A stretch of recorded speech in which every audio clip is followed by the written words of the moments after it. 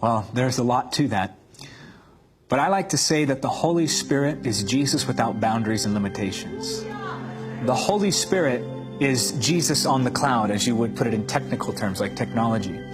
The Holy Spirit is the one who gives us boldness to evangelize. Think about what he did with Peter in Acts chapter 2. The same man who denied Jesus now boldly proclaiming the gospel. And for every time he denied Jesus, 1,000 people came to the Lord. Think about the Holy Spirit and how he stirs faith within the soul, causing us to believe for the miraculous in ways that we would not have otherwise believed.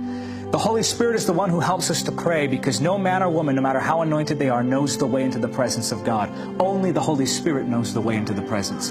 And so in prayer, he guides us. In worship, he reveals Jesus and makes him real, causing our hearts to be stirred and burn with holy fire to where we cannot contain that passion that overflows with us as adoration of Jesus.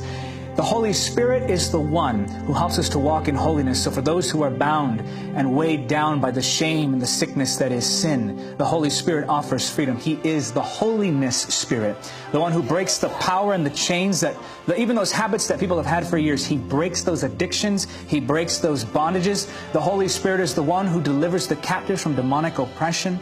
The Holy Spirit is the one who moves in us and gives us revelation of the Word. Sometimes when we read the Word, we're saying, I just want to see Jesus. He causes the information of the Word to go from just information to revelation, and revelation brings transformation.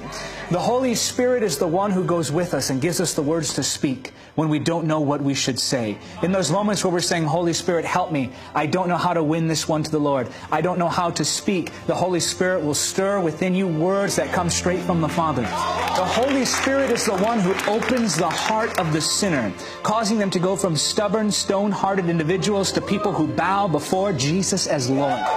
The Holy Spirit is the one who anoints us for ministry and appoints us into the call of God. He takes ordinary lives and makes them lives that transform the world. I like to say that a single moment spent in the presence of the Holy Spirit can transform your life, but a life spent in the presence of the Holy Spirit can transform the nations. The Holy Spirit is that something more. He's that deep stirring. What was it, do you think, that caused the martyrs to lay down their lives and say, take my blood, we want to preach the gospel. Jesus is Lord. That's the Holy Spirit stirring the love of God in that heart, shedding the love of God abroad in our hearts. The Holy Spirit is the one who gives us all the promises of the Father. The Holy Spirit is the one who causes us to walk in the perfect will of God, not by the day, not by the hour, but down to the millisecond like You really love the Holy Spirit. I could go on and on and on.